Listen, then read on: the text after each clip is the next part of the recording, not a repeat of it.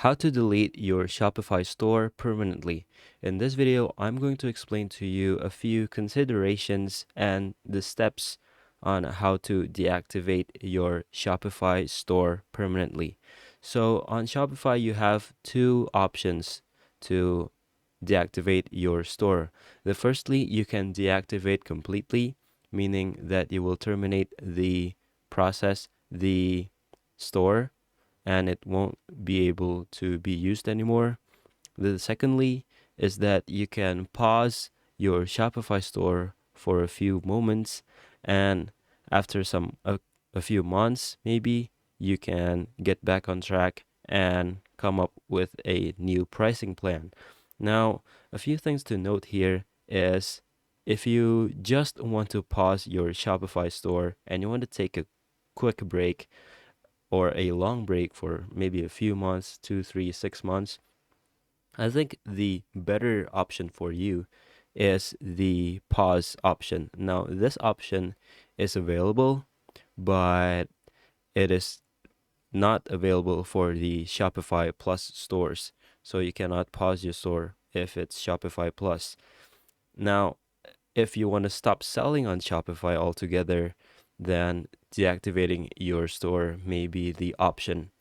Now, a few things to consider here first is that you need to terminate all subscriptions, all external services that is present in your Shopify, because if you deactivate your account on Shopify, it will automatically uh, make you free of the billings from Shopify and the connected apps in it.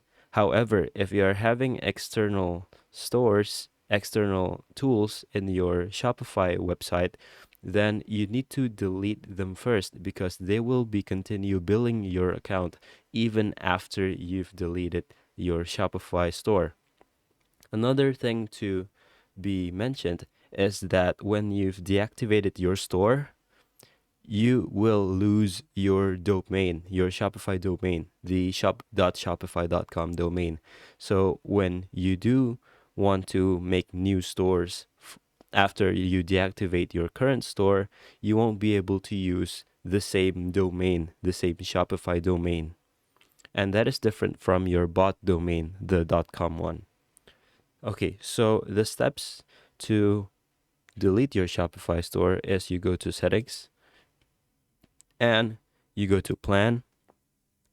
And if you're having a plan, you will see the deactivate store over here. However, currently I only have a trial plan for my Shopify, so that is why I only have the canceled trial option here. However, if you're on trial and you haven't added payment information to Shopify, you can safely just leave Shopify alone and it will automatically delete your store for you. Otherwise, if you do have plans, you click deactivate account, and then it will proceed to ask you a few questions, and you will be asked to fill in your password to confirm that you are the owner of the store. So in this case, I'm just going to cancel my trial. I'll click cancel, and it will be asking me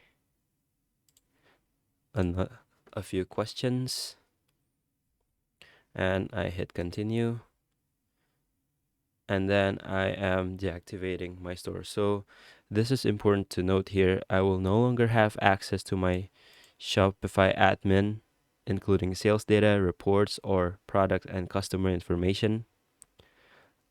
However, in the deactivation case, Shopify will actually save your Shopify admin. So the sales data, reports, or product and customer informations for 2 years.